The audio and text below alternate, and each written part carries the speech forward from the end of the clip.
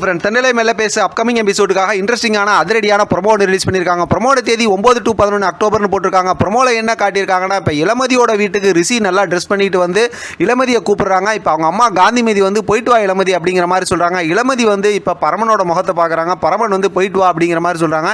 இப்போ கொஞ்சம் தூரம் அப்படி மூவ் பண்ணும்போதே பார்த்தோம் அப்படின்னாக்கா, இப்போ பரமனுக்கு ஃபோன் வருது. அந்த ஃபோனில் பார்த்தோம் அப்படின்னாக்கா மியூசிக் ப்ரோக்ராம் கேன்சல் ஆகிடுச்சு அப்படிங்கிற மாதிரி சொல்கிறாங்க. அதை அப்படியே கட் பண்ணிட்டு காட்டணும் அப்படின்னாக்கா, இங்கே பரமனோட ரூம் இருக்குல்ல, அவங்க ஃப்ரெண்ட்ஸுங்களோட ரூம், அங்கே பார்த்தா ஒரு மியூசிக் டைரக்டர் கட்டி போட்டு வச்சுருக்காங்க.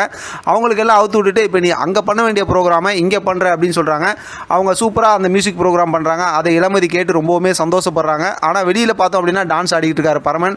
அந்த இடத்துக்கு வர ரிஷி வந்து இப்போ பரமன்ட்ட ரொம்ப கோவமாக பேசி, இனிமேல் நீ இளமதியோட வீட்டில் இருக்கக்கூடாது, அங்கே எதுவுமே இருந்துக்கக்கூடாது அப்படிங்கிற மாதிரி சொல்லும்போது, ஏன் இருக்கக்கூடாது அப்படின்னா, இன்னும் 3 மாதத்தில் எனக்கும் இளமதிக்கு கல்யாணம் அப்படிங்கிற மாதிரி சொன்னதுமே இப்போ பரமன் அப்படியே அதிர்ச்சி ஆகிட்டாரு. ஆக மொத்தத்தை நினச்சதை சாதித்த மாதிரி விஷயத்தை வந்து அதாவது ரிஷி சொல்லிக்கிட்டு இருக்காரு. இப்போ தான் பரமன் உணர்றாரு அவர் இளமதியை லவ் பண்ணுறதே. செம சூப்பரான ப்ரோமோ அப்படின்னே சொல்லலாம். இதை பற்றின உங்களோட கருத்து கமெண்ட் பாக்ஸில் தெரியப்படுத்துங்க. தொடர்ந்து ஆதரவு கொடுங்க. தேங்க்யூ ஃப்ரெண்ட், தேங்க்ஸ் ஃபார் வாட்சிங்.